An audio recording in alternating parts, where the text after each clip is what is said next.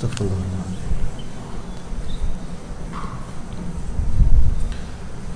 A'udzu billahi as-sami'il 'alim minasy syaithanir rajim. Bismillahirrahmanirrahim. Assalamualaikum warahmatullahi wabarakatuh. Al-Fatihah.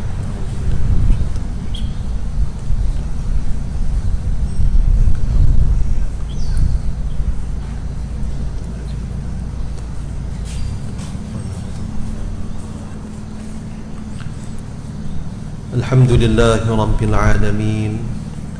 Wassalatu wassalamu ala Rasulillahil Amin wa ala alihi wa ashabihi ajma'in. Subhanaka la ilma lana illa ma 'allamtana innaka antal alimul hakim. Wa la hawla wa la quwwata illa billahil aliyyil azim. Muslimin, muslimat yang dirahmati Allah Ta'ala sekalian, alhamdulillah, bersyukur kepada Allah Subhanahu Wa Ta'ala. Dengan rahmatnya kita dapat bersama lagi di pagi yang penuh dengan keberkatan ini dan majlis ilmu. Moga-moga Allah Subhanahu Wa Ta'ala mengurniakan segala nikmat yang membawa kita dan makin dekat dengan Dia, makin dekat dengan Nabi SAW, dan moga-moga kita semua diletakkan di dalam syurga bersama dengan baginda Rasulullah SAW. InsyaAllah kita akan mulakan seperti biasa dengan bacaan hizib Imam An-Nawawi. Bismillahirrahmanirrahim. Bismillahirrahmanirrahim. Allahu Akbar. أقول على نفسي وعلى ديني وعلى أهلي وعلى أولادي وعلى مالي وعلى أصحابي وعلى أديانهم وعلى أموالهم ألف لا حول ولا قوة إلا بالله العلي العظيم. بسم الله. الله أكبر. الله أكبر. أقول على نفسي وعلى ديني وعلى أهلي وعلى أولادي وعلى مالي وعلى أصحابي وعلى أديانهم وعلى أموالهم ألف ألف لا حول ولا قوة إلا بالله العلي العظيم. بسم الله. الله أكبر. الله أكبر. الله أكبر. أقول على نفسي وعلى ديني وعلى أهلي وعلى أولادي وعلى مالي وعلى أصحابي وعلى أديانهم وعلى أموالهم ألف ألف ألف لا حول ولا قوة إلا بالله العلي العظيم. بسم الله. وبالله ومن الله وإلى الله وعلى الله وفي الله ولا حول ولا قوة إلا بالله العلي العظيم. بسم الله. على ديني وعلى نفسي. بسم الله. على مالي وعلى أهلي وعلى أولادي وعلى أصحابي. بسم الله. على كل شيء أعطانيه ربي. بسم الله. رب السماوات السبع ورب الأرضين السبع ورب العرش العظيم. بسم الله الذي لا يضر مع اسمه شيء في الأرض ولا في السماء وهو السميع العليم. بسم الله الذي لا يضر مع اسمه شيء في الأرض ولا في السماء وهو السميع العليم. بسم الله الذي لا يضر مع اسمه شيء في الأرض ولا في السماء وهو السميع العليم. بسم الله. الأسماء في الأرض وفي السماء. بسم الله أفتت وبه أختتم. الله الله الله ربي لا أشرك به أحدا. الله الله الله لا إله إلا هو. الله الله الله عز وجل وأكبر مما أخاف وأحذر. بسم الله. الأسماء في الأرض وفي السماء. بسم الله أفتت وبه أختتم. الله الله الله ربي لا أشرك به أحدا. الله الله الله لا إله إلا هو. الله الله الله عز وجل وأكبر ما أخاف وأحزن. بسم الله. الأسماء في الأرض وفي السماء. بسم الله أفتت وبه أختتم. الله الله الله ربي لا أشرك به أحدا. الله الله الله لا إله إلا هو. الله الله الله عز وجل وأكبر ما أخاف وأحزن.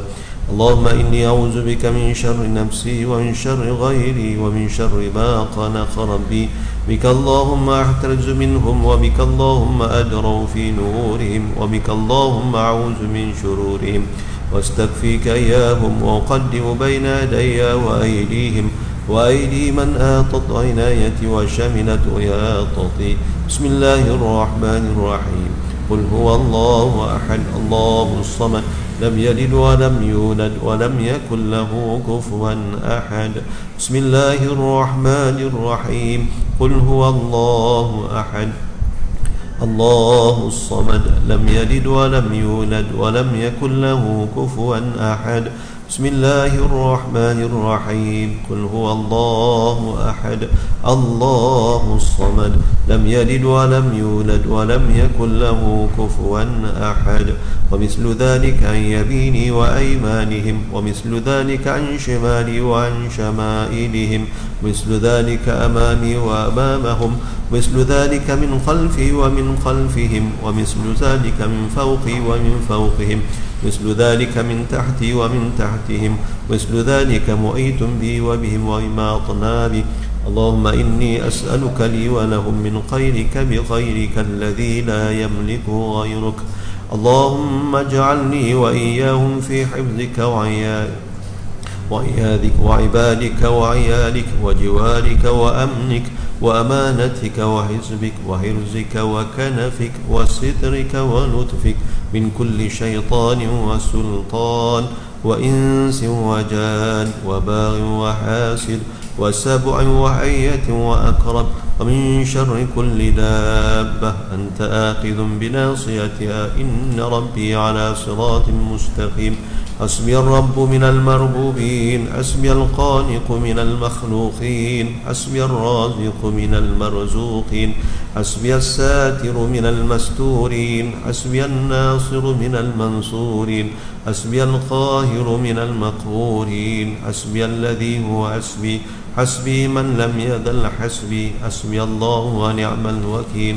حسبي الله من جميع خلقه إن ولي الله الذي نزل الكتاب ويتولى الصالحين.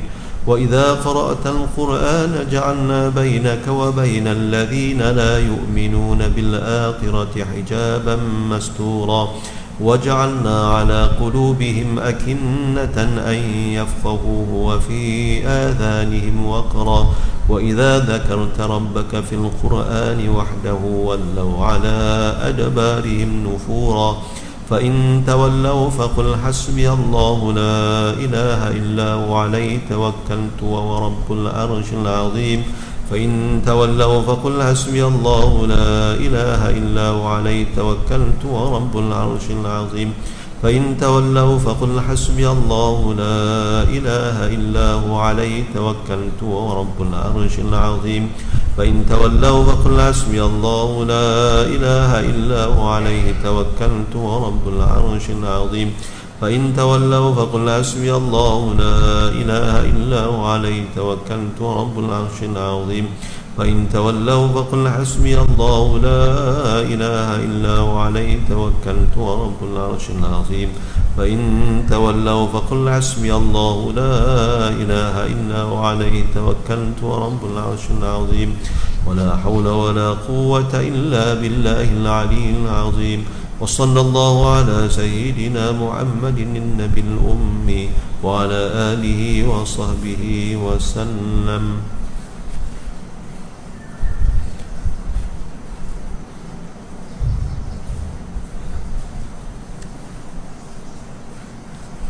وبأت نفسي في قزائن بسم الله الرحمن الرحيم. أكفالها ثقتي بالله مفاتها لا حول ولا قوة إلا بالله. أدافع بك اللهم عن نفسي ما أطيق وما لا أطيق. لا طاقة لمخلوق مع قدرة الخالق. حسبي الله ونعم الوكيل. بغفي لطف الله بلطيف صنع الله بجميل ستر الله. نقلت في كنف الله. تشفقت بسيدنا رسول الله. توصلت بأسماء الله. آمنت بالله. توكلت على الله. قلت الله لكل شدة. اللهم يا من اسمه محبوب ووجهه مطلوب اكفني ما قلبي منه مرهوب أنت غالب غير مغلوب وصلى الله على سيدنا محمد وعلى آله وصحبه وسلم حسبي الله ونعم الوكيل حسبنا الله ونعم الوكيل حسبنا الله ونعم الوكيل حسبنا الله ونعم الوكيل وأفوض أمري إلى الله إن الله بصير بالعباد.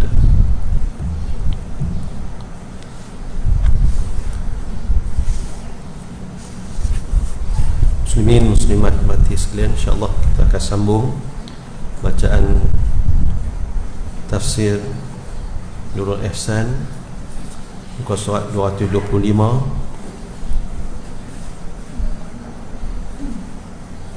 surah Hud.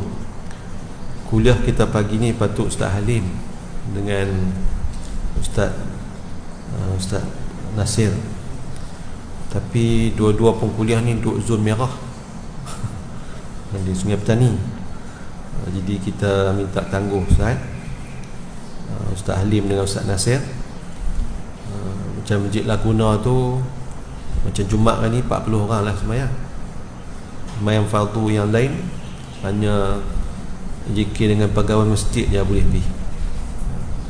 Jadi kuliah kita dalam terus. Jadi pagi ni saya ambil alih. Kalau mungkin muslim tak bawa kitab lah kot kan. Pakai kitab lain. Kalau yang bawa kitab, muka surat 225, kita akan sambung pada ayat 86 surah Hud, baris yang keempat daripada bawah. Ayat 86, Allah Subhanahu wa taala berfirman, Baqiyatul a'udzubillahi minasyaitonir rajim, baqiyatullahi khairul lakum in kuntum mu'minin wa ma ana 'alaikum bihafiz. Baqiyatullahi khairul lakum in kuntum mu'minin. Rezeki Allah yang kekal itu terlebih baik bagi kamu daripada tipu pada sukatan timbangan, jika ada kamu itu beriman sebenar-benar. Wa ma ana 'alaikum bihafiz, dan tiada aku atas kamu itu dengan pelihara intai kamu, hanya aku menyampai suruh tegah Allah tak sahaja. Ayat 86. Muslimin muslimat mati sekalian, kita masih lagi dalam surah Hud dan masih lagi berkaitan kisah Nabi Shu'aib alaihi salam, pak mentua Nabi Musa alaihi salam. Nabi Shu'aib sebagaimana para anbiya alaihi wassalatu wassalam sebelum dan juga selepas daripada baginda, semuanya membawa kepada ajaran yang satu, iaitu untuk beriman dengan Allah Subhanahu wa taala. Dan apa yang berlaku di zaman Nabi Shu'aib, isu semasa di zaman Nabi Shu'aib ni ialah bagaimana orang-orang ataupun kaum Nabi Shu'aib mereka tak jujur, tak amanah dalam perniagaan ataupun dalam perkara berkaitan timbang menimbang, sukat menyukat ini. Mereka tak jujur, sukatan mereka tak sukat betul-betul, ada kurang. Bila timbang pun macam tu, berlaku kezaliman terhadap orang lain. Maka Allah perintahkan kepada Nabi Shu'aib untuk supaya tegur dan buat perubahan, bagi tahu kepada kaum dia tentang azab yang Allah Ta'ala sediakan bagi orang yang tak jujur dalam soal timbang menimbang ini dan soal sukat menyukat. Allah nak seperti mana yang telah disampaikan oleh Nabi Shu'aib kepada kaum dia, wa ya qaumi awful miqyala wal mizana bil qist. Wahai kaum, sempurna oleh kamu akan sukatan dan timbangan itu dengan keadilan yang benar. Allah suruh cukup pun jadi dah, apatah lagi kalau boleh bagi lebih, itu yang terbaik. Tapi nak cukup pun tak, yang kata kaum Nabi Shu'aib ni, mereka kelentong, mereka tipu, mana kurang daripada apa yang sepatutnya diserahkan kepada pembeli. Mereka buat kerosakan.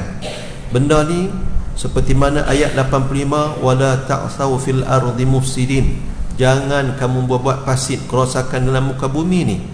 Kerana benda-benda sebegitu, walaupun tuan-tuan nampak macam Allah kurang sikitnya pun, Kalau 1 meter beli kurang 1 mm je. Kalau beli sekilo, Allah, kurang 50 gram ataupun 5-6 gram je pun, tapi dia memberi kesan yang buruk untuk kehidupan masyarakat. Saling tak percaya mempercayai. Orang tu boleh buat, aku kan tak boleh buat, dia akan balas. Lepas tu keberkatan akan hilang kan, kerana hidup dalam keadaan tipu menipu. Tak ada rasa jujur, tak ada kasih sayang dah. Hidup akan jadi cempera, tak ada percaya antara satu sama lain. Maka persoalan ini telah pun dilaksanakan seperti mana yang Allah perintahkan kepada Nabi Syuaib. Nabi Syuaib sampaikan berkaitan suruh sempurnakan timbangan dan juga sukatan. Ayat 86, baqiyatullahi khairul lakum in kuntum mu'minin. Rezeki Allah yang kekal itu lebih baik bagi kamu daripada tipu pada sukatan timbangan, jika ada kamu itu beriman sebenar-benar. Rezeki yang Allah bagi dalam keadaan Allah redha, tanpa ada penipuan yang kamu lakukan. Rezeki itu walaupun mungkin sikit, tapi rezeki yang halal, rezeki yang benar, dapat dengan cara yang betul, itu lebih baik di sisi Allah Subhanahu wa taala. Dan kamu hanya boleh dapat untuk cari rezeki yang baik, boleh dapat yang elok kalau kamu betul-betul beriman. Orang yang betul beriman, dia akan pastikan dalam soal perniagaan, dalam soal rezeki ni diperoleh dengan cara yang betul. Kalaulah orang tu dia mengaku beriman tapi dia nak buat khianat kepada saudara dia, Nabi sebut orang beriman ni ada 2 sifat yang tak diterima. Tuan-tuan, tak boleh diterima. Pertama khianat, kedua tipu. Tak mungkin tuan-tuan untuk diakui orang tu sebagai orang beriman. Lah, tipu, jangan kata tipu bangsa satu bangsa satu agama, tipu orang lain, bangsa lain ataupun agama lain pun tak boleh. Niaga betul kan, untuk tunjuk akhlak yang baik. Ni hak orang. Kita nak lebih daripada orang, tapi bila kita bagi orang. Tu nafsu kan, syaitan dia buat bagi jadi cempera. Rezeki hak di sisi Allah tu dengan dapat dengan cara yang baik, maka itu lebih baik jika kamu sebagai orang beriman. Muslimin muslimat, kita cari rezeki kan, kita duk sebut nak cari rezeki yang payah ni yang halal. Hak yang haram ni ataupun syubhat mudah je, odong belah macam tu je, tak kira dah halal haram, tak peduli dah hak orang ataupun tak, yang penting aku dapat. Mudah, tapi akhirat jadi susah. Bahkan di dunia ni pun masalah. Orang cop kata penipu, pengkhianat dan sebagainya. Nak cari hak berkat, nak cari yang halal susah. Nak cari berkat lagi susah. Nak cari harta yang halal pun susah. Nak cari berkat lagi susah. Dan keberkatan tu hanya ada pada harta yang halal. Harta yang halal. Harta ni macam kita maklum lah, Nabi sebut di akhirat persoalan yang akan Allah tanya antaranya, wa an malihi min aina iktasabahu wa fima anfaqah. Seseorang tu akan ditanya tentang umur dia, akan ditanya tentang rezeki dia, harta dia dapat kok mana, dia belanja kok mana. Akan ditanya tentang masa muda dia, akan ditanya tentang hidup dia. Allah, tuan-tuan, tanya ilmu dia macam mana, apa dia buat. Mai harta 2 benda, min aina iktasab, dapat kok mana, Allah tanya. Allah akan selidik, Allah akan soal hamba dia, mu dapat macam mana harta tu, wa fi ma anfaqah, dan apa yang dia guna untuk belanja. 2 benda. Jadi bahasan susah. Sayyidina Ali karamallahu wajah cerita sebut halaluhu hisab wa haramuhu azab. Harta ni kalau hak halal kena hisab. Hisab tuan-tuan, satu benda yang menyeksa dah di akhirat. Satu benda yang orang tak mau tuan-tuan. Kita duk baca daripada kitab-kitab, dengar Tok Tu banyak cerita keadaan di mahsyar ni menyeksakan. Bagaimana orang yang ingkar dengan Allah, dengan Nabi waktu hidup di dunia, orang-orang yang kufur waktu hidup di dunia, pergi di akhirat punya tak tahan dengan apa yang ada di padang mahsyar, seksaan yang mereka tanggung, azab yang mereka kena terima, matahari macam jengkai duk atas kepala, peluh dan sebagainya. Puak-puak orang-orang yang terseksa, yang tak dapat rahmat Allah di padang mahsyar, mereka sampai minta merayu supaya hisab disegerakan. Pasal apa? Tak tertanggung dah hak tu. Hak duduk dalam neraka lagi dahsyat daripada tu. Tapi hak depa duk tanggung ketika tu, azab di padang mahsyar pun tak tertanggung dah. Tak fikir hak lepas ni lagi dahsyat sebenarnya. Tuan-tuan, bayangkan Nabi Sayyidina Ali kata halalu hisab, yang harta yang halal akan dihisap. Masya Allah tuan-tuan, satu benda yang menakutkan, harta dapat pun mana selidik habis. Imam Syafi'i rahimallahu ta'ala, kalau orang jamu dia minum kopi contoh, Imam Syafi'i akan tanya, ni ambil mana ni? Contohlah kata kopi ni beli mana? Ambil mana? Kedai mana? Beli dengan duit ambil mana? Ayat ambil mana? Dalam kisah tu, orang yang hidangkan kopi kepada Imam Syafi'i tu, dia kata kopi beli sekian, kedai sekian, duit ambil duit di mana, kerja apa. Lepas itu ayat ambil telaga di kampung satu kabilah, satu bani itu. Ayat tu hak siapa, umum ke yang individu? Umum punya, boleh ambil bila-bila waktu tanpa izin kepada seseorang, baru dia minum. Kalau kita buat macam tu pakai tak makan apa pi kenuri ni, pi kenuri makan ni ada daging beli mana? Syarikat mana ni? Oi, katil tu bah pakai tak makan dah. Beras beli mana? Duit ambil mana? Tanya, kata tu sah pi makan bubuk lah. Bubuk tu kacang hijau beli tahu pakai balik yang tu tuan-tuan. Tapi kita agama kita tak menyusah macam tu, tak suruh ditanya macam tu. Tapi ni cerita warak kan, bukan ada orang semua ada. Jadi harta rezeki yang halal barulah nak mai berkat. Wa haramu azab. Sayyidina Ali kata harta yang haram confirm dah kena azab. Dua-dua susah. Hak yang hujung tu, hak haram tu kena azab memang sah dah susah. Halal pun susah. Allahu akbar. Tuan-tuan, jadi payah cerita bab harta ni. Tapi hak itulah yang kita duk minta.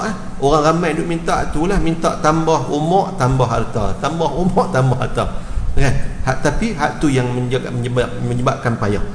Tuan-tuan, nak cari rezeki dan jadi harta, boleh nak minta. Tapi macam saya sebut dalam kuliah duha pagi-pagi lah, macam online tu kan, minta. Orang duk minta, kalau ya Allah, kalau mau tunaikan permintaanku ni ya Allah, aku nak bagi, nak sumbang kat masjid, aku akan hantar pergi rumah anak yatim, aku tolong orang susah ya Allah, aku akan derma infak. Tuan-tuan, dia duk sebut nak bagi, doa dia dimakbulkan, betul, tak ada masalah. Tapi tak kuat seperti mana seseorang yang menyebut dalam doa dia minta rezeki dia murah dengan menyebut apa yang telah dia buat. Ya Allah, sebelum ni aku sumbang kat masjid, aku tolong orang susah ya Allah, aku tolong budak-budak mengaji. Dia sebut apa yang dia buat, lebih power, lebih kuat, lebih mudah dimustajabkan oleh Allah dengan perbuatan yang dah telah pun dia buat. Hak yang dia cadang nak buat yang nu, nak buat yang ni, nak buat yang ni, boleh tuan-tuan, tapi belum tentu boleh buat. Dapat banyak nak kena tanu macam-macam alasan. Buktinya kita baca dari hadis sahih, Nabi cerita tentang 3 orang lelaki yang berlindung dalam satu gua kan. Bila hujan berlindung satu gua, tiba-tiba ada satu batu besar tutup pintu gua tu, tak boleh nak keluar kan. Dalam hadis sahih ni cerita bagaimana ketiga-tiga lelaki ni kata masing-masing sebut kebaikan yang pernah dilakukan. Ni orang panggil tawassul dengan amal soleh yang pernah kita lakukan. Kita nak bagi, doa kita mudah mustajab, kita sebut ke Allah apa yang kita buat. Contoh lelaki pertama kata, saya ada mak ayah, saya kerja cari nafkah, saya ada mak ayah, saya ada anak isteri, yang bila wak balik susu, dia akan bagi mak dengan ayah dulu minum, anak isteri kemudian.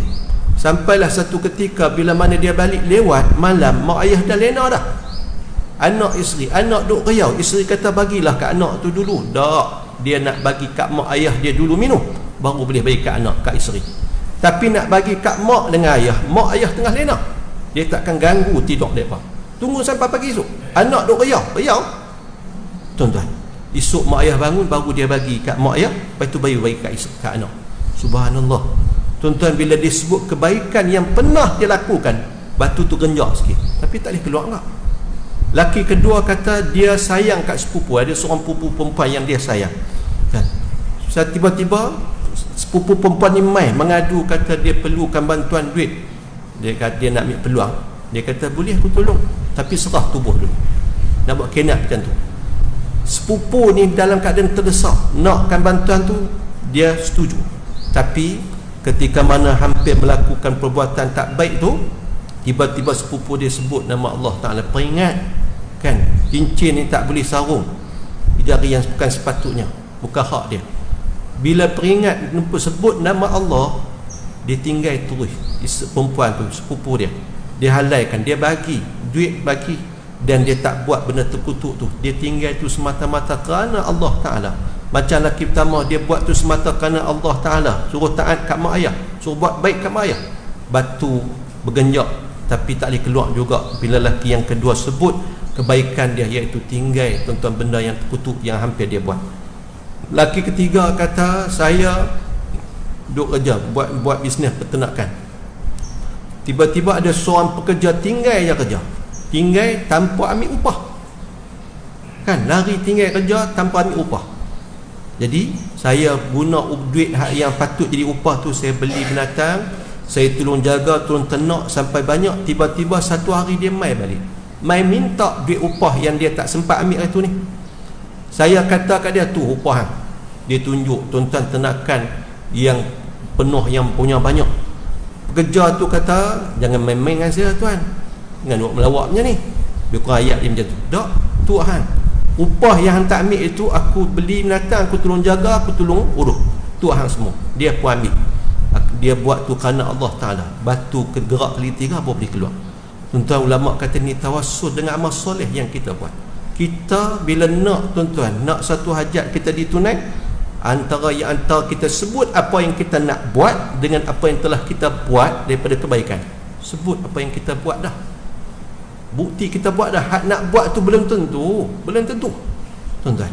Kebaikan-kebaikan hak kita cara nak buat tu ada pahala, tapi ni kita nak bagi, Allah Ta'ala bagi sungguh kat kita, tuan-tuan, rezeki. Muslimin muslimat mati sekalian, tuan-tuan tolong doa. Kemarin ada orang maklum bagi tahu kat saya, di Merbuk ni ada orang nak wakaf kat sekolah tanah lapang alung. Macam tuan makcik wakaf tanah ni depan ni padang bola. Dia pun dulu pening kepala serabutnya tu abad tanah. Dengan orang tipu semua, dia kata payah serabut kepala ustaz ambil hak ni pun dengar macam tu serabut kak. Ada tanah banyak serabut.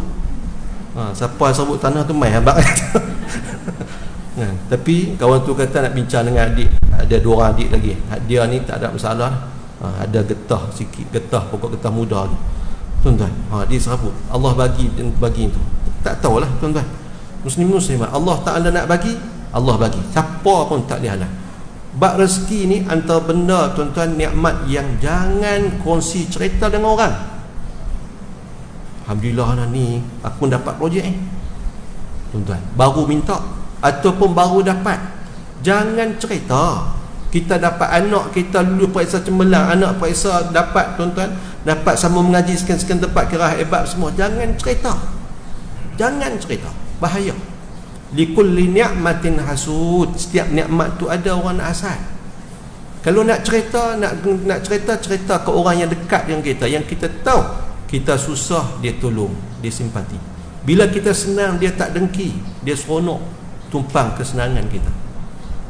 Dapat Lailatul Qadar pun tak dicerita ke orang, nikmat besar. Dapat nikmat, kita dapat harta ke, kita dapat pangkat, anak kita berjaya ke apa, jangan, tuan-tuan, bahaya. Hak buruk kita tak boleh kongsi. Mimpi benda buruk tak boleh kongsi dengan orang, jangan cerita. Ni pun Facebook mimpi semalam rebound ligan ke apa babi, tak usah. Mimpi hak elok pun jangan cerita, kecuali kepada orang yang boleh tafsirkan mimpi kita, orang yang boleh jaga amanah kita, orang dekat mungkin jadi hasad. Jangan, tuan-tuan, dapat kepentingan jangan cerita, dan diam sudah. Bila dah dapat dah jalan, orang tahu, tu abang lepas, jangan cerita. Tuan-tuan, Nabi Syuaib, Nabi Syuaib apa? Bukan dia, Allah Muhammad, apa? Ayah Nabi Yaqub, ayah Nabi Yusuf. Bila Nabi Yusuf mai cerita ke ayah dia, kata dia mimpi, kan, bulan bintang ni apa ni sujud kat dia. Apa pesan Nabi Yusuf, Nabi Yaqub? La taqsus ru'yak, jangan cerita mimpi tu lah. Jangan cerita kat siapa, jangan cerita kat abang-abang, adik-beradik. Kita dapat macam tu, dapat rezeki senang, tuan-tuan, bahaya, tuan-tuan. Adik-beradik kita mungkin dia salah anggap dan sebagainya. Nak cari rezeki, nak dapat sesuatu, minta ke Allah Ta'ala, dapat, alhamdulillah, tuan-tuan. Jangan tunjuk-tunjuk, tuan-tuan, jangan heboh-heboh, kerana macam Nabi sebut, mungkin ada orang yang hasad. Kalau hasad ni macam-macam jenis dah kan.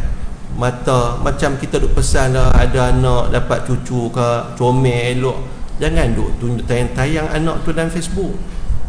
Ni mata orang ni, mata orang lain ni, mata orang tuan-tuan, dia boleh tuan-tuan mengubah, menyebabkan orang budak tu berubah. Tuan-tuan mungkin pernah tengok seorang pemuda yang sega, sebelum ni duk share cerita dia, gambar aktiviti dia, tiba-tiba tuan-tuan lebih kurang setahun lepas keluar gambar baru, orang tengok kurus kering, tak segak satu dah, kurus kering, sakit. Orang kata ni bukan dulu dia lah segak duk share aktiviti dia. Ain tuan-tuan, mata orang. Jangan, bahaya muslimat. Nikmat dapat, syukur alhamdulillah Allah Ta'ala bagi, buat, terima dan melakukan kebaikan senyap-senyap. Muslimat, kebaikan-kebaikan yang kita lakukan itu baqiyat, benda yang kekal, yang maksudkan ni rezeki di sisi Allah tu lebih baik jika kamu beriman.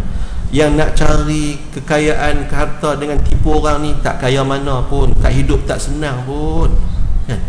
Tipu orang dengan timbangan, dengan sukatan, tak kaya tak senang pun, hidup tak senang, sempit. Wa man a'rada an zikri fa inna lahu ma'isyatan dhanka. Allah kata siapa yang berpaling daripada peringatan aku, dia akan hidup susah. Tuan-tuan, ulama kata walaupun orang tu macam orang bukan Islam, dia kaya. Tuan-tuan, orang paling kaya lah ni, apa nama Ustaz Hidayat? Tokai Tesla, apa nama tu tak? Elon apa tu? Elon Musk apa tu lah. Ni kereta, jual kereta elektrik baru ni, 178 bilion dolar. Baru kemarin dulu naik jadi orang paling kaya dunia. Pasal saham dia, satu saham 816 dolar. Pokok tak saham tak dia nak beli. Nilai saham dia satu saham 816 dolar. Kira tengok dengan berapa ringgit, berapa ni. Tu dia kaya. Tuan-tuan, dapat kekayaan, dapat kekayaan, tunjuk naik payah. Tuan-tuan, orang Islam dapat, moga-moga makin dekat, tu tanda berkat. Tapi orang bukan Islam ataupun orang yang kalau dia Islam pun tapi dia tak taat ke Allah, dia nak cari dunia ni tapi dia berpaling daripada peringatan Allah, tak beramai dengan ajaran Allah. Kata kami bagi kehidupan yang sempit untuk dia. Fa inna lahu ma'isyatan dhanka. Sempit macam mana? Lah kaya dah, tapi tuan-tuan, dia hidup dia jadi sempit. Takut harta dia berkurang, harta dia kena sita, harta dia orang kena curi. Duk jaga satu dah, lepas tu nak tambah. Hidup dia sentiasa dalam keadaan bimbang. Tak sempit kan? Kita ni tuan-tuan, harta tak ada, makan kira cukup, tidur boleh lena, alhamdulillah lah aku. Tak ada rasa sabuk-sabuk apa.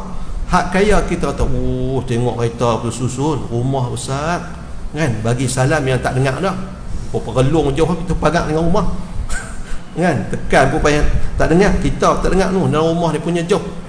Senangkah? Belum tentu. Hidup dia dalam keadaan kebimbangan, dengan sempit, takut kurang, takut hilang, takut mati, tak sempat nak nikmati, macam-macam.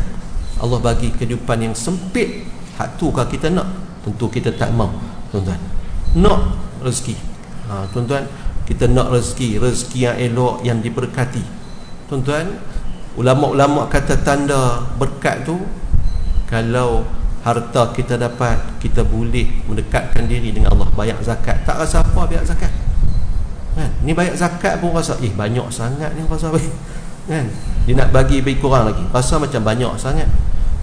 Berkat Syekh Muhammad Muttalib Syarawi kata, berkat hidup ni bila mana kita boleh buat amal yang wajib, boleh laksanakan wajib, semayang, puasa apa semua, tu berkat hidup. Dia akan bawa keberkatan. Dengan harta tu kita bayar zakat, kita bagi sumbangan apa semua. Ilmu tu berkat bila boleh berkongsi dengan orang dan bahkan beramai dengan ilmu tu sendiri. Ni buat berkat kan. Kalau keluarga yang berkat tu membuat ketenangan, anak-anak jadi penyejuk mata.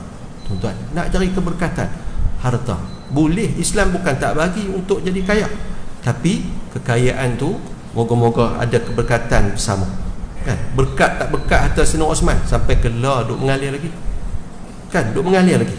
Kemarin dalam kuliah dua kita sebut cerita muhandis engineer Atiyah, nama Atiyah apa lupa dah, di Mesir, di Tafahnah Ashraf, di daerah di negeri Daqahliyah, yang meninggal 500,000 orang iring jenazah dia 2 tahun lepas, 2 tahun 3 tahun lepas itulah, 3 tahun lebih itulah tuan-tuan.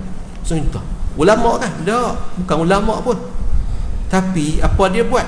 Habis mengaji fakulti pertanian dengan kawan-kawan, lepas 9 orang sepakat buat syarikat, modal seorang 200 pound. 200 ni genih, tu genih ni tak 100 ringgit kita berapa lah ni, 50 ringgit kita lah ni, duit Mesir 200 pound, 200 junai, duit kita lah ni 50 ringgit, seorang 50 ringgit.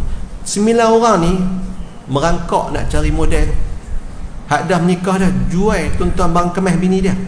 Hak tak nikah lagi pergi minta hutang kat mak, kat ayah, kat kawan, nak cari 200 jenis ataupun 50 ringgit, susah betul. Nak cari 200, 9 orang nak cari bagi cukup 10 orang nak buat satu syarikat, nak daftar 10 orang rangkap kongsi, tak jumpa seorang lagi. Leh tuan-tuan, muan dia tu jenis apa ni, Atiah ni mai jumpa kawan dia dalam keadaan seronok, kata dah dapat dah rangkap kongsi hak seorang hak kita cari tu. Siapa dia? Kawan-kawan pun kat seronok. Rangkap kongsi hak lah yang ke-10 tu, yang akan pegang 10% saham daripada sistem seperti melakau orang lain, Allah Ta'ala dia kata. Rakan kongsi hak leh tu hak 10, Allah Ta'ala. Tengah-tengah kawan-kawan, macam mana 10% rakan kongsi tu pegang, dia bertanggungjawab untuk jaga bisnes kita ni daripada penyakit. Dia pun nak buat bisnes pertanian semua, daripada penyakit, daripada benda-benda tak elok macam kemarau ke hujan lebat ke, dia jaga projek kita 10%. Ni hak Allah Ta'ala. Tuan-tuan pergi daftar, pendaftar syarikat terima tuan-tuan, walaupun pelik, betul kan ni, rekan kongsi 10 Allah Ta'ala bagi. Tuan-tuan buat bisnes pertanian maju ni, untung ni berlipat kali ganda. Depa letak tepi jalan, siapa nak ambil sayur ambil lah, hak jual hak sedekah. Peluang dengan tanam apa, belai ayam makin hebat. Tuan-tuan, saham milik Allah ni depa bertingkat daripada 10 naik 20%, naik 30 sampai 50. Last sekali sampai tuan-tuan syarikat tu 100% milik Allah Ta'ala. Dia makan gaji, kawan-kawan makan gaji dengan Allah Ta'ala. Sampai terang tu buat tuan-tuan pembangunan di kampung dia, Patafah nak Ashraf tu, buat sekolah rendah, sekolah menengah, buat kembangkan bisnes tu di kampung ni, bagi orang ni juga niat-niat mati. Kira tiap-tiap orang kampung ni boleh makan macam cuma lah. Nak makan ayam ada, nak sayur ada, kira macam cuma. Hospital, tolong buat hospital. Lepas tu minta Azhar buat universiti di situ. Azhar kata jauh, persarana pun tak cukup, tak boleh, tak cukup syarat. Tak apa, kami buat. Mereka buat universiti tuan-tuan, buat universiti untuk Azhar, buat universiti asrama, buat untuk lelaki perempuan. Pelajar perempuan boleh duduk 600 orang, pelajar lelaki boleh duduk 1000 orang. Nak pergi macam mana? Persana tak ada, kampung dalam semua. Buat kereta api, proyek kereta api, belanja sendiri, beli kereta api sendiri, bagi tiket cuma kat pelajar-pelajar hak mengaji universiti hak mereka buat, universiti Azhar tuan-tuan. Syekh Azhar main resmi sampai terah tu. Allah Ta'ala tunjuk tuan-tuan, dia mati 3 tahun lepas tuan-tuan, 1,5 juta orang iring dia, bukan orang lain alim pun, tapi dia korbankan diri dengan harta dia untuk tuan-tuan fi sabilillah. Minggu lepas saya baca cerita seakan ni juga tuan-tuan, seorang anak muda, bila dia dapat duit sikit, dia buat niaga, buka kopi tiam, lebih kurang macam tu. Ni cerita orang Arab. Keluarga dia tak setuju dengan projek kopi tiam yang dia buat. Pasal apa tak setuju? Mereka kata, tengoklah, orang main duk minum kopi, makan roti apa semua, duk sembang-sembang lepak, semayang pun tak. Anak bertanggungjawab. Budak ni terasa tuan-tuan, betul hak keluarga ni, mak ayah dia tegur dia. Dia buat bisnes elok, tapi mak ayah dia suruh fikir, tengok ni, hak main makan di kedai ni, sampai langgak dah waktu semayang, tak keluar-keluar ni. Akhir dia tutup tuan-tuan, dengan modal yang masih ada, duit yang masih ada, dia azam nak buat bisnes juga. Tapi bisnes kali ni partner dia Allah Ta'ala juga, dengan Allah Ta'ala tuan-tuan. Dia buat langkahan dia tuan-tuan dengan berkongsi dengan Allah Ta'ala. Dia cerita dan tulisan dia tulis tu tuan-tuan, Allah bagi kemudahan untuk dia berniaga, bagi kekayaan rezeki yang hanya Allah Ta'ala saja tahu tuan-tuan. Pasal rakan kongsi, dia amanah jaga perniagaan dia. Perniagaan dia jaga macam mana tuan-tuan?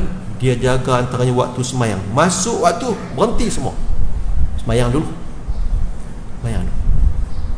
utama Allah Ta'ala akan kongsi kita semayang awal waktu, zakat bayar ikut tepat waktu dia, tak buat kelentong, tak ada kenat dengan orang. Contoh abang Allah bagi, Masya Allah, rezeki muslimin muslimat mati sekalian. Jadi Allah Ta'ala bila seorang hamba tu mohon kat dia bersungguh-sungguh, Allah bagi ya tuan-tuan. Antara amalan tok guru ni, orang alim kalau di Arab lah, orang alim ni sebut Nabi Isa alaihissalam menghidupkan orang yang mati dengan zikir Ya Hayyu Ya Qayyum. Maka siapa-siapa yang nak menghidupkan harta dia yang mati tak bergerak, ataupun rezeki dia tertangkut, baca pagi-pagi lepas subuh 1000 kali Ya Hayyu Ya Qayyum, Ya Hayyu Ya Qayyum. 100 tak ada kau Ustaz? Nak banyak tapi amalan ni sikit payah. Dr. Abdul Aziz cerita dia sebut zikir ni lah Ya Hayyu Ya Qayyum, tapi bab lain kat orang Brunei. Dia kan mengajar dalam Brunei Ya Qayyum Ya Qayyum. Pelik tu, macam orang Malaysia Kiai Kuala Bangkalan balik daripada Mekah, tok guru dia pegang telinga dia, buka-buka mata, duduk di Bangkalan dah daripada Mekah. Tok wali, dia pun wali dah, ada murid ni. Abang kat orang Bangkalan, orang Madura, jom pergi Mekah. Nak pergi dengan apa? Naik perahu, garu kepala orang. Lepas tu perahu 5 orang naik. Mereka percaya ni tok guru walaupun muda lagi, ajak pergi Mekah. Siapa tak mau? Patut di Mekah ni orang kata Madura ramai, pasal Syekh Kuala Bangkalan. Dia kata kita naik perahu. Mereka pun yakin dan naik sambil kayu. Dia kata baca Ya Hayyu Ya Qayyum. Mereka baca macam tu, Ya Qayyum, punya kayu-kayu tu.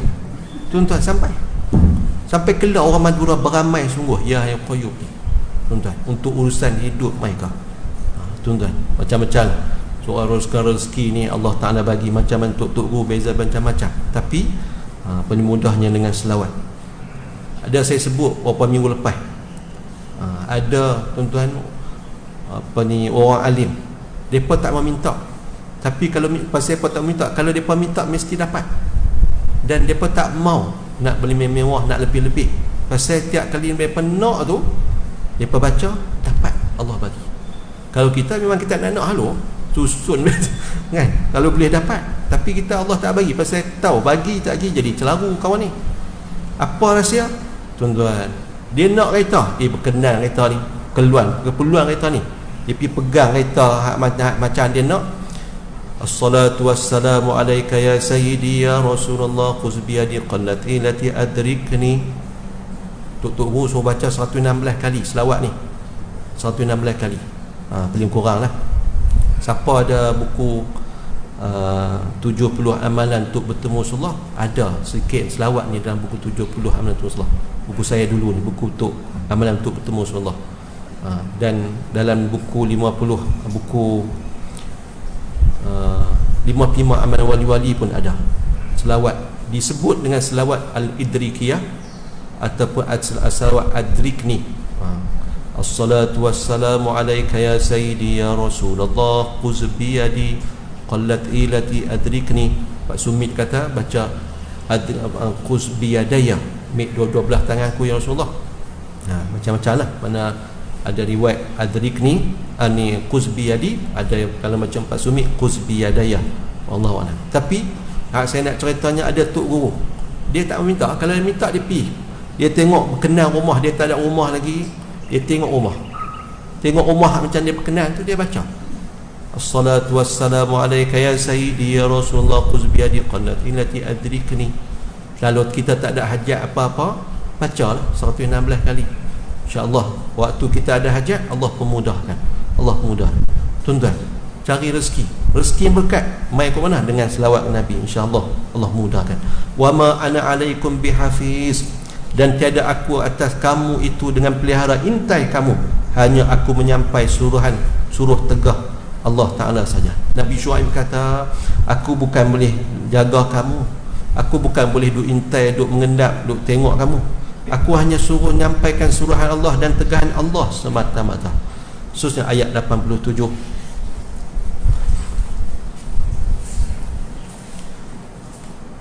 Qalu ya Syuaib as-salawatuka ta'muruka an ta'muruka an natruka ma ya'budu aba'una aw an naf'ala fi amwalina ma nasha' innaka la antal halimur rasyid. Qalu, kata mereka itu bagi Nabi Syuaib dengan olok-olok, ya Syuaibu as-salawatuka ta'muruka an natruka ma ya'budu aba'una aw naf'ala fi amwalina ma nasha'. Hai Syuaib, adakah sembahyang engkau itu suruh engkau bahawa kami tinggal asnam, tinggal berhala yang disembah oleh nenek kami, oleh tok nenek kami, atau kami tinggal bahawa kami perbuat pada segala harta kami pada yang kami suka. Innaka la antal halimul rasyid, bahawa engkau ketika itu sungguh engkaulah yang amat lemah lembut, kasih sayang, lagi yang cerdik serta jalan, serta rata jalan.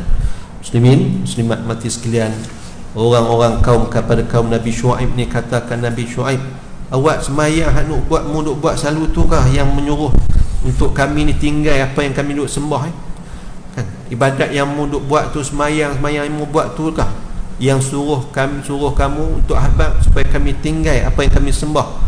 Sembah hak kami sembah ni kami dapat warisi daripada tok nenek kami, ataupun apa yang kami buat terhadap harta kami dengan apa yang kami suka. Mereka kata awak duk semayang, hak semayang ibadat buat tu yang suruh kami tinggal tu. Pasal amalan berbeza tuan-tuan. Ayat ni tuan-tuan, ayat perli olok-olok tuan-tuan.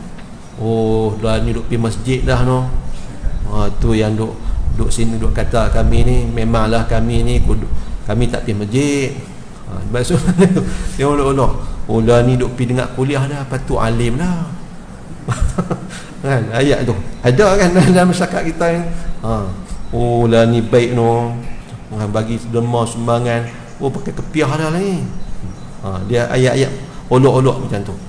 Jadi ayat macam hak kita dengar ni juga duk ada dah dulu ni, duk olok-olok, duk kata kat Nabi Syuaib macam tu lah juga. Bahkan Nabi-Nabi lain macam tu juga. Mereka kata, innaka la antal halimur rasyid, mu tu wahai Syuaib, dulu ni mu ni orang lemah lembut, orang yang pengasih, orang yang punya ada kasih sayang. Lepas tu orang cerdik pula, awak jadi macam ni. Mereka kata. Jadi mereka akui tuan-tuan, walaupun bentuk perli, tapi sememangnya itulah akhlak Nabi-Nabi, masuk Nabi Syuaib alaihissalam. Tak ada Nabi-Nabi ni ganas kasar tuan-tuan. Nabi Musa walaupun orang kata dia kasar, tapi sebenarnya lembut kata-kata dia, perbuatan dia. Innaka la antal halimur rasyid, mu tu cerdik, mu tu lemah lembut dan cerdik pula. Insya-Allah apa katakan Nabi Syuaib ayat 88. Qala ya qaumi ara'aytum in kuntu ala bayyinatin min rabbi wa razaqani minhu rizqan hasana wa ma uridu an ukhalifakum ila ma anhaakum an in uridu illa al-islah mastata'tu wa ma tawfiqi illa billah alaihi tawakkaltu wa ilaihi unib. Qala ya qaumi ara'aytum in kuntu ala bayyinatin min rabbi wa razaqani minhu rizqan hasana. Kata Nabi Syuaib, ya kaum, kabar oleh kamu akan daku jika ada aku itu atas kenyataan daripada Tuhanku sebenar aku Rasul, dan rezeki ia akan daku daripada akan rezeki yang halal, maka adakah aku campur dengan rezeki yang haram daripada tipu sukatan timbangan itu? Wa ma uridu an ukhalifakum ila ma anhaakum an, dan tiada aku kendak bahawa aku menyalahi kamu dan aku perbuat barang yang aku tegah kamu daripadanya, sekali-kali tiada. In uridu illal islah mastata'tu, tiada aku kendak suatu melainkan perbuat maslahah, beri jadi baik barang sekuasa-kuasa aku. Wa ma taufiqi illa billah, dan tiada taufik aku atas taat Allah itu melainkan dengan tolong Allah Ta'ala. Alaihi tawakkaltu, atasnya aku berserah nyawa badan aku. Wa ilaihi unib, dan kepadanya Allah aku kembali pada kerjaan dunia akhiratku. Nabi Syuaib cerita, wahai kaum aku, ara'aitum in kuntu ala bayyinatin min rabbi, wahai kaum aku, habaq mai, kalau hampa tengok aku ni betul sungguh, dah terbukti dah, ada dalil, ada bukti, ala bainah, bukti, ada kenyataan dah, ada terbukti, keterangan dah bahawa Allah memang hantar aku sungguh, wa razaqani minhu rizqan hasana, dan dia bagi rezeki kepada aku dengan rezeki yang baik. Tak ada bukti lagi kau. Wahai kaum aku, khabar oleh kamu akan daku, jika aku ada aku itu atas kenyataan daripada Tuhanku sebenar, aku Rasul. Kalau dah bukti jelas Allah hantar aku ni sebagai Rasul dia, utusan dia, dan rezeki yang akan daku daripadanya akan rezeki yang halal, maka adakah aku campur dengan rezeki yang haram daripada tipu sukatan timbangan itu? Wa ma uridu an uqalifakum ila ma anhaakum an, dan tiada aku kendak bahawa aku menyalahi kamu dan aku perbuat barang yang aku tegah kamu daripadanya, sekali-kali tidak. Aku bukan nak bersih kamu, aku nak ajak buat kebaikan, dan aku takkan sekali-sekali buat macam yang kamu buat, pasal benda tu dilarang. Aku ni utusan Allah, aku ni utusan Allah Ta'ala, suruh untuk mencegah apa yang kamu buat yang salah tu. In uridu illal islah mastata'tu, aku tak mau melainkan untuk kemaslahatan, perbaiki apa yang aku mampu, yang aku termampu je. Itu Nabi Syuaib. Tuan-tuan, Nabi-Nabi, masuklah Nabi Muhammad, nak kebaikan kepada manusia walaupun mereka akan terima kesusahan. Kerana Nabi-Nabi ni semua mengetahui bagaimana keadaan di akhirat yang amat menakutkan. Tambah Nabi Muhammad pernah tengok dah neraka. Syurga bagi Nabi Isa tengok, neraka pun bagi Nabi Isa tengok. Maka baginda tahu betapa dahsyatnya neraka itu, tak boleh untuk dibayangkan bagaimana siksaan yang akan ditanggung oleh penghuni neraka. Baginda tak mau ada manusia ni yang menjadi penghuni neraka. Baginda sampaikan dakwah sungguh-sungguh kan. Nabi baginda tak duduk diam. Bahkan macam kisah yang kita dengar, Nabi bila seorang remaja Yahudi nazak, Nabi pi ziarah. Yahudi, anak muda Yahudi itu pun duk pi jumpa Nabi juga. Bila dengar kata nazak, Nabi pun pi ziarah. Dalam keadaan dia duk nazak tu, dia juga anak orang Yahudi. Nabi tak lepas peluang ataupun tak biar macam tu. Nabi suruh ucap syahadah juga, biar mati dalam keadaan Islam. Budak remaja tu dia tengok kat ayah dia. Ayah dia faham, tengok anak dia tu kat dia tu sebenarnya minta pandangan, minta jawapan. Ni Nabi Muhammad duk ajak ni suruh masuk Islam. Pandangan ayah macam mana? Suara tak keluar, tapi pandangan dia tu, cara dia tengok kat ayah tu, ayah dia faham. Ayah dia kata ikutlah. Dia mengucap dan meninggal selepas itu, tuan-tuan. Nabi Muhammad seperti mana hak kita duk baca hadis Nabi, wa ana aqidum bihujazikum anin nar, aku ni pegang ni simpulan kain kamu di pinggang tu. Wa antum tuflituna min yadayya, kamu duk lepas, duk hendak lepas genggamanku, kata Nabi. Nabi nak selamat kita, Nabi pegang ni. Mana kain ni bila kita pakai, kita gulung kuatlah, kemaslah. Nabi kata aku pegang simpulan kain kamu supaya jangan kamu jatuh dalam neraka, tapi kamu duk lepas, duk kepiak juga. Allah nak cari neraka juga. Auzubillah min zalik, tuan-tuan muslimat kan. Ni cerita, tuan-tuan, sehari dua ni orang tak tahulah. Saya tengok sampai kat Facebook saya lah cerita. Kalau cerita itu ni cerita tentang daging import yang tak halal, yang diragui halal dia dan sebagainya. Sehari dua ni duk mai kat saya, tuan-tuan, cerita bagaimana orang Islam ni tak peduli pun bab makan minum. Bila mai dagingnya tu, oh heboh. Dia kata, mereka tunjuk gambar orang Islam. Tahu mana Islam tu? Tengok, tuan-tuan, hak laki dengan perempuan ni ataupun isteri dia. Isteri itu pakai tudung, makan mi, makan nasi ayam apa semua kedai Cina, terang-terang Cina. Makan kuih goreng kedai Cina, tak ada rasa apa. Loh, kan pasal apa? Alasan pasal sedap je. Saya kuliah baru ni Bukit Batu. Apa ni, Abang Kuala ni dia engineer. Dia kata dia pernah mesyuarat dengan satu agensi kerajaan, agensi penting lah, apa ni, bagi projek kat dia. Bila mesyuarat tu, pegawai tu kata minta maaf hari ni tak sedia makanan, tapi nak ajak semua hak hadir mesyuarat ni kita pergi makan satu kedai tak jauh daripada sini. Dia pun pergi kedai Cina. alasan hak kawan tu bagi, tak ada masalah, ni kedai ni orang Melayu makan banyak. Dia kata, ustaz, saya minum air tin. Dia kata patutlah hati benak. Hati keras ni, patutlah depa ni orang kata apa, cerita rasuah ke apa, tak banyak nak berlaku, tak benda biasa. Jadi lah makan tak kisah apa pun, tak ada rasa apa salah. Ada dulu kau duit ikut ayah lah ni pun ada lama, tapi lama tu jumpa. Dia cerita pengalaman, dia kata duduk tak jauh dari kita lah, tuan-tuan. Dia kata dulu duduk Mak Melaka di Perak. Dia kata jiran Mak Melaka ni India, Hindu. Dia kata Hindu tu bini dia masak gulai kari sedap, dia kata bau ni memang tak tahan. Saya ni ustaz tu yang benak mengapai Quran tak boleh. Dia balik mai daripada tu baru dia berubah. Dia kata duk mai kuliah daripada Islam dulu ni. Dia kata saya tengah hari saya ambil nasi Mak Melaka masak tu, bawa ambil nasi tinggal, pergi minta gulai kat jalan sebelah. Sedap, dia kata. Lepas tu pergi makan, dia kata makan mi goreng, kotel goreng kedai Cina di Perak. Dia kata punya teruk, dia kata tak ada ilmu, jahil sungguh-sungguh. Dia abang nyonya, hak tu jangan buah, daging tu, hak tu jangan buah, hak lain macam biasa jalan belanga tu. Dia kata Allah lah ustaz, tak nak mengapai tak boleh, nak ingat doa pun tak boleh. Makan ni tak jaga. Itu dia. Semua kita hak orang mengaji ni tuan-tuan, kita duk tahu lah kesan buruk bab makan, bab rezeki ni, nak kena perbetul.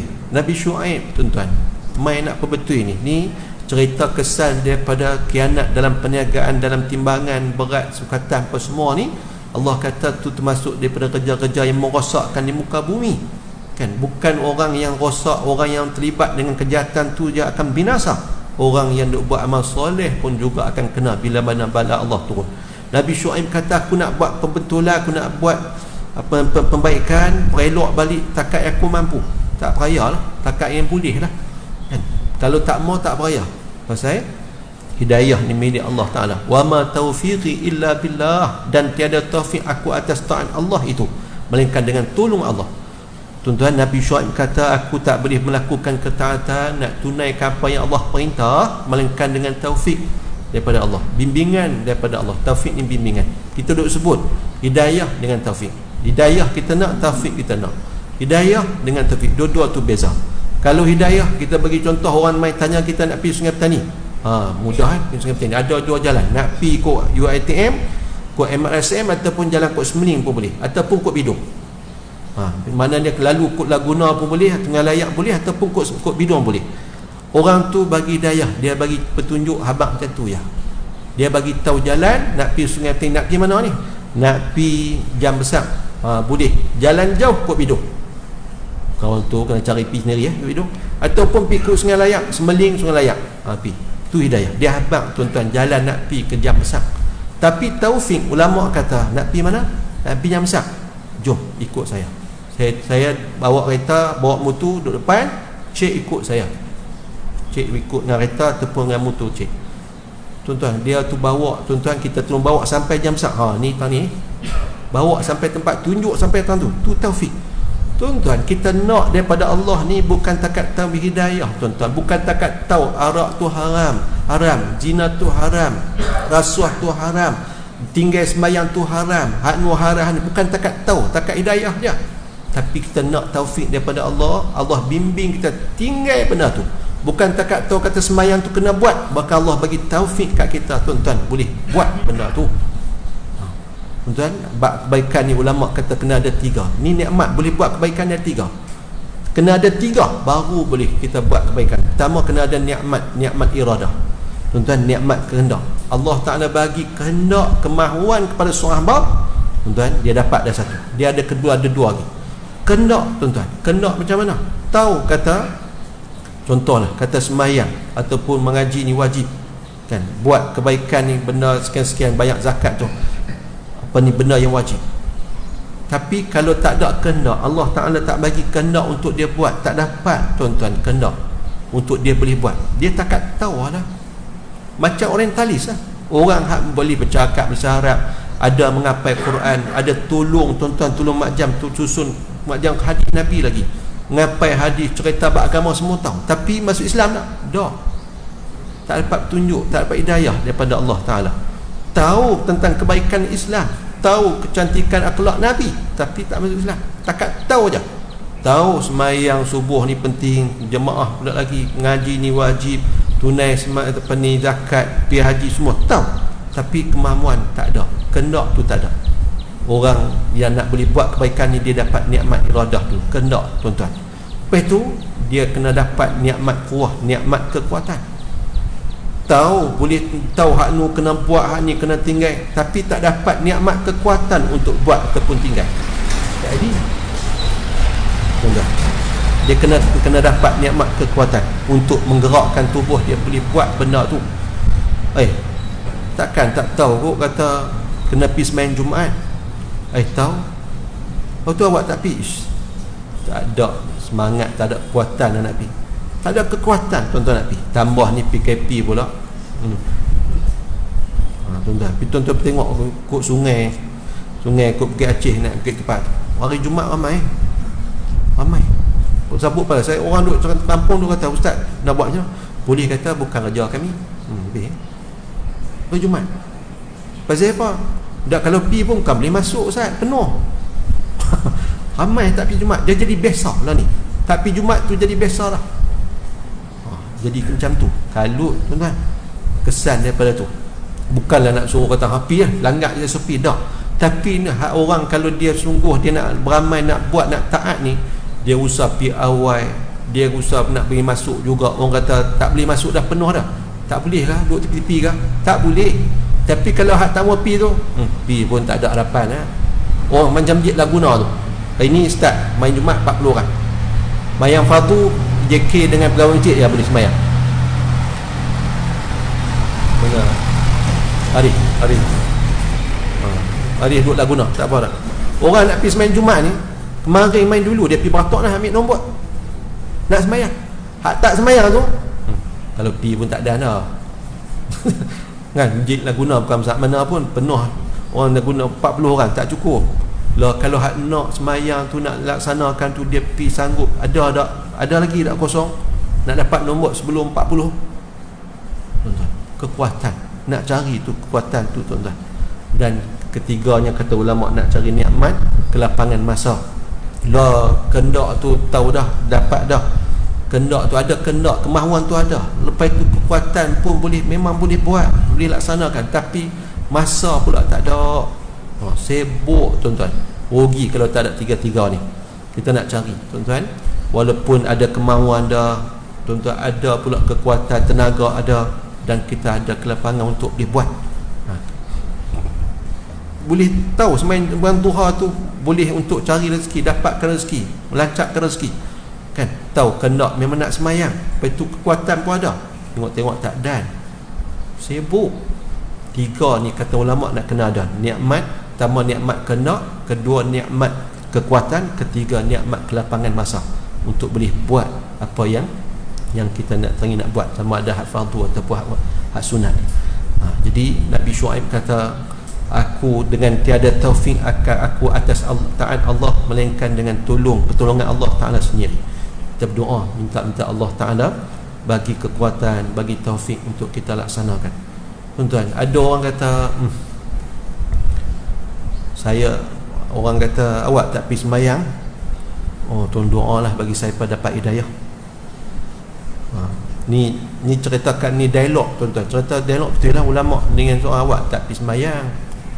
Kawan tu kata, Syekh tolong doa lah bagi saya dapat hidayah. Tak apa, lepas ni saya doa bagi hampir kerja dulu, baru boleh doa bagi murah rezeki. Awak Syekh doa itu hang suruh doa dapat hidayah, hang masjid tak mau pergi, hang pergi dulu baru akan dapat hidayah. Pulun usah dulu. Kalau macam tu punya cerita, aku nak doa, aku tak mau doa hang untuk murah rezeki, aku nak hang pergi buat kerja dulu, dengan kerja tu baru dapat rezeki. Betul, boleh faham kan? Ada ramai orang bagi alasan tu, doa lah bagi saya dapat kekuatan rezeki. Ni cik bagi sumbangan ni untuk sekolah, untuk masjid ni. Doa lah bagi saya kaya. Ramai orang tuan-tuan nak sedekah ni bila kaya pun sedekah. Lah, agama ajak kita tuan-tuan sedekah sampai jadi kaya. Jangan tunggu kaya baru nak sedekah. Tuan-tuan, takut kaya tak dapat, sedekah pula terlepas. Sedekah tuan-tuan takat yang kita mampu sampai jadi kita jadi kaya. Pasal sedekah tu akan mengkayakan orang tu. Jangan tunggu kaya, takut tak dan. Sedekah sampai jadi kaya. Ada orang kata kahwin lepas jadi ada duit. Lah, kahwin baru ada duit. Dalam agama kita baca Quran, tuan-tuan, Allah janji orang yang kahwin tu Allah nak bagi rezeki. Terbalik kita. Ada duit, memanglah kena ada duit, persiapan apa semua. Ni tunggu kira lengkap semua. Nak pelami 10,000 jenuh hak no. Kahwin ada rezeki. Rezeki tak campur, rezeki suami punya, hak isteri punya, dapat anak punya. Tumpang menumpang. Kadang rezeki kita menumpang hak isteri menumpang hak suami, tambah dengan hak anak lagi. Kita terbalik tuan-tuan, terbalik. Kita nak cari, tunggu tuan-tuan kebaikan tu tanpa kita usah.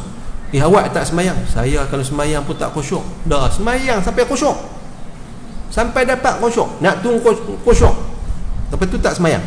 Pakai tak khusyuk dah. Hak duk semayang puluh tahun pun tak khusyuk lagi kan? Kena usah. Hang tak khusyuk, semayang walaupun tak khusyuk. Macam puasa boleh pula kan?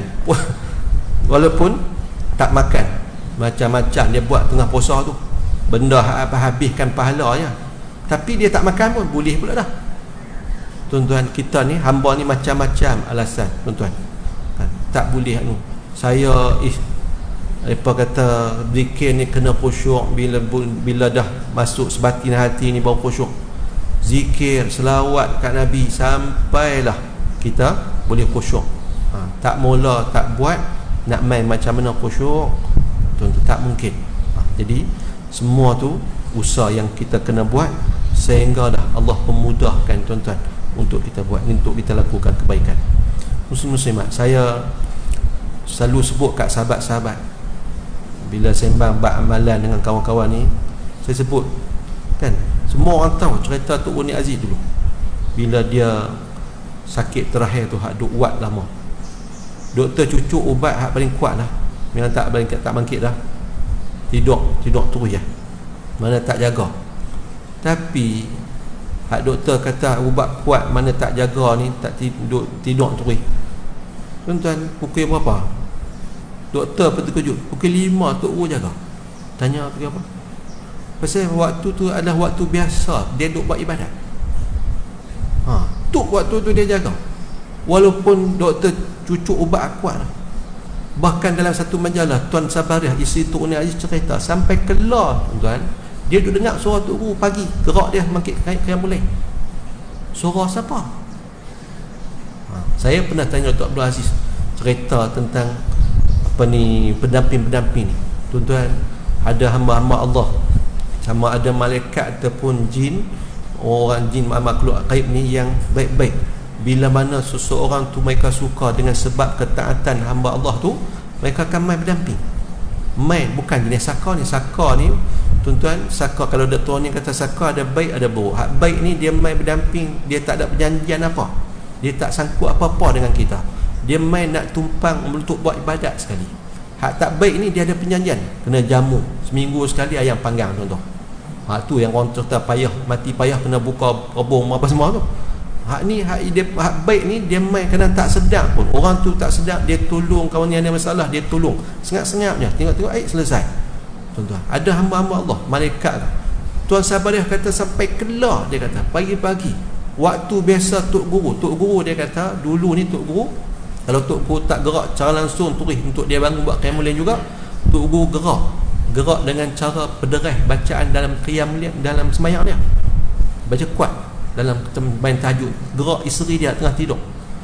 Dia kata, Tuan Sabariah kata sampai kelar ni dengar suara Tok Guru, gerak dia pagi untuk bangun qiyamul lail. Suara siapa? Kalau orang hak tak tahu, dia kata hantu raya tu, hantu raya nak gerak qiyamul lail. Tak jauh tuan-tuan. Ni cerita hamba-hamba Allah tuan-tuan, buat ibadat sampai terus. Tok Guru cerita waktu pertemuan dengan artis di hotel di Palma, di Ampang. Dia kata seingat dia waktu tu dia sakit teruk dah, tapi dia jemput dia pergi pasal ni nak dakwah ni orang artis. Dia kata seingat dia tak pernah, atau dia pernah tak terbangun buat qiyamul lail 2 malam je. 2 malam je tak terbangun. Seingat dia kata dia tak bangun 2 malam. Kita terbangun 2 malam tu pun terkejut ya. Terkejut pasal tu. Dia kata seingat dia. Allah, tuan-tuan. Kita tak tahu nama. Dia kata dia pernah jumpa Nabi sekali. Tok Haji Hadi dia kata 3 kali. Kan? Tok Haji Hadi dia kata 3 kali waktu dia masih hidup. Tak tahulah pokok Tok Haji lepas tu jumpa lagi. Dia kata dia baru jumpa sekali dengan Nabi. Tok Haji Hadi dia kata 3 kali dah. Tuan-tuan, Allah Ta'ala bagi. Pasal apa? Ni daripada muda, tuan-tuan. Daripada muda jaga amalan ni sampailah ke mati. Waktu duduk mengaji daripada pondok tu menjaga dah. Kita harap macam tu lah, tuan-tuan. Moga-moga di rumah, kalau kita suami, kita nak rumah kita elok macam hak Nabi sebut, rumah tangga elok, suami hak baik, isteri baik ni. Bila dia bangun untuk qiyamul lail, dia gerak isteri dia. Tak bangun juga, dia ambil ayak, dia sapu di muka. Isteri bangun, tuan-tuan, nak buat qiyamul lail, suami duduk tidur, dia gerak suami dia. Tak bangun juga, dia ambil ayak, tuan-tuan, untuk bangunkan, supaya rumah tangga tu jadi elok. Bahawa taufiqi illa billah, dan tiada taufik aku atas Allah Ta'ala itu melainkan dengan tolong Allah Ta'ala. Alaihi tawakkaltu wa ilaihi unib, atasnya aku berserah nyawa badan aku, wa ilaihi unib, dan kepadanya aku kembali pada kerjaan dunia dan akhiratku. Muslimin muslimat, ni kalam daripada Nabi Syuaib alaihi salam kepada kaum dia. Apa yang dia buat adalah untuk berbaki je. Tak ada nak minta upah, minta kedudukan dah. Pasal ni tanggungjawab yang dia kena pikul untuk berbaki. Kesalahan-kesalahan yang dilakukan itu membawa keburukan kepada orang ramai, bukan takat di dunia, bahkan juga di akhirat. Tapi hakikatnya, tuan-tuan, masalah bertembung antara hak dengan batin, antara yang baik dengan yang buruk ni, daripada dulu sampai akhir zaman ni, sampai hujung dunia ni, tetap akan berlaku, tuan-tuan, perkara ni.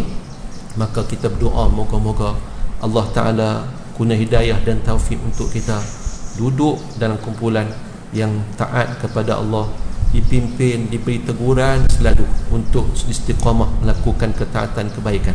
InsyaAllah, muslimin muslimat, InsyaAllah minggu depan kita akan sambung ayat 89. Masih lagi kisah Nabi Syuaib alaihi salam. Apa yang baginda sebut, dialog antara baginda dengan kaum yang mereka tu macamlah kaum-kaum sebelum ini tegak. Bahkan Nabi Syuaib akan sebut kepada kaum ni supaya ambil iktibar dengan apa yang telah berlaku terhadap kaum Nabi-Nabi sebelum ni. Jiran mereka pun, kaum Nabi Lut bukan jauh mana, suruh ambil pengajaran, pengiktibaran. Jangan sampai Allah hukum seperti mana kaum-kaum sebelum ini, dan kaum yang dekat berjiran dengan mereka. Mereka tengok sendiri, dengar sendiri kisah-kisah itu supaya ambil jadi pengajaran. Muslimin muslimat, insyaAllah dengan izin Allah kita akan sambung minggu depan ayat 89.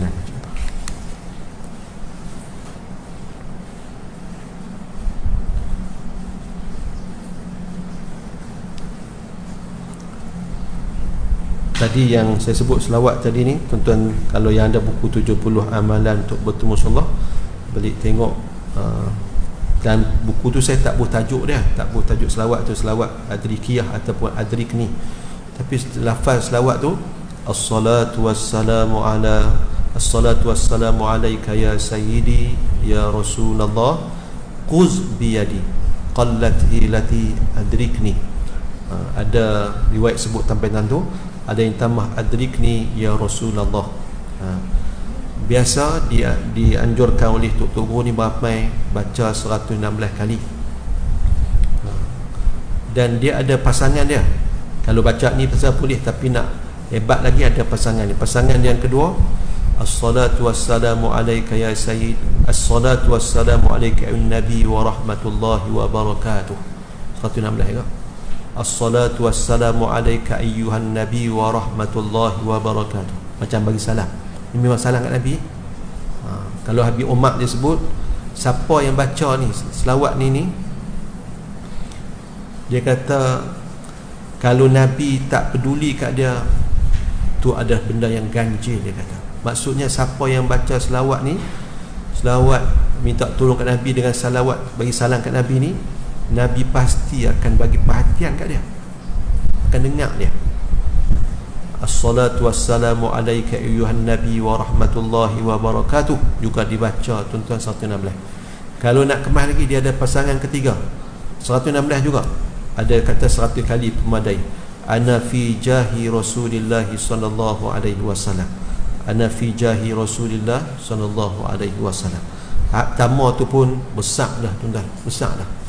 Jadi moga-moga Allah Ta'ala melalui Nabi bagi perhatian bila kita berhajat ataupun kita nak dekatkan diri kita dengan Nabi, antara dengan selawat, dan selawat tu kita kongsi hari ini. Moga-moga Allah Ta'ala perkenankan hajat kita, insyaAllah. Allahu alam. Marilah sama-sama kita beri dengan sedikit doa, dan setelah itu dengan tasbih kafarah dan surah Al-Baqarah. Bismillahirrahmanirrahim. Alhamdulillah, wassalatu wassalamu ala rasulillah wa ala alihi wa sahbihi wa man wala. Rabbana zidna ilma wasi' fi rizqina wa barik lana fima razaqtana. Allahumma habibna ila habibika Muhammadin sallallahu alaihi wasallam. Allahumma ahyina sa'ida wa amitna syahida. Rabbana atina fid dunya hasanah wa fil akhirati hasanah wa qina azaban nar. Wa sallallahu ala sayyidina Muhammad wa ala alihi wa sahbihi ajma'in. Walhamdulillahi rabbil alamin. Subhanakallah.